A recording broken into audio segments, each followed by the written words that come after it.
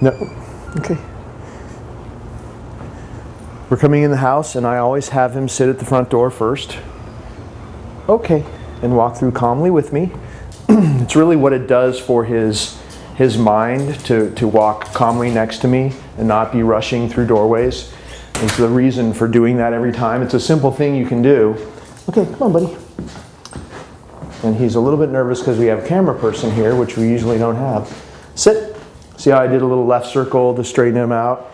If you go left and do that body language thing where you turn left into him, it'll straighten him out and you can have him pointed to whatever direction you need him to be pointed. And I've got some little chicken breast here. And I'm having him sit before he goes into the crate. Go. If you ever have problems with him going in the crate, just do that motion of go and toss a little goodie in there, just like I just did. And I just use that now because he's a little bit nervous because of the camera person right there pointing that thing at us. Dogs always act differently, especially nervous ones when we're getting filmed. But using a little bit of chicken or even the Natural Balance sausage, the lamb and rice, or lamb flavored, it really helps snap him out of whatever kind of nervousness he has because of his surroundings or a person that might be there. So I practice this little exercise where he waits in his crate and he gets rewards. If he was to come out before I allowed him, I'd say no and give it a little slam. He knows this really well. He's been here for 6-7 weeks now, and so we practiced a lot of stuff every day.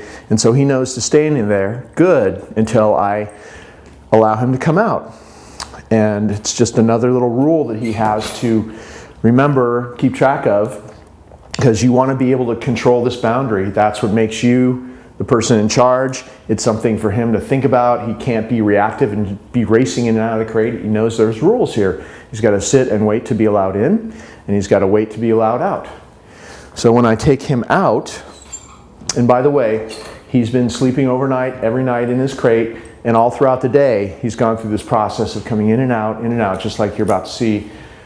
Time in the front yard, in the backyard, lots of yard time, but always on a leash, coming through the doorway like you just saw, sitting in the house, sitting before he goes to his crate, and whenever he's in the house loose, he'd be on a leash, and I could be sitting there watching TV or on my computer in there, and he'd be on a leash.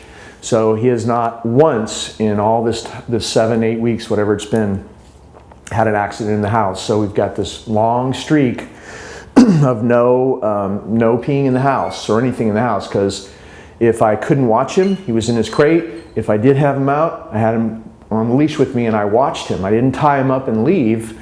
I watched him. If he seemed like he was nervous, if he started to sniff or circle around, I took him straight out. And he just got that pattern. That's where he goes to the bathroom. He goes out that door every time. And so when he comes back to your house, you want to just continue that same exact pattern. And as long as you're careful, you should be able to really build something here, because it's been so long since he's done it already.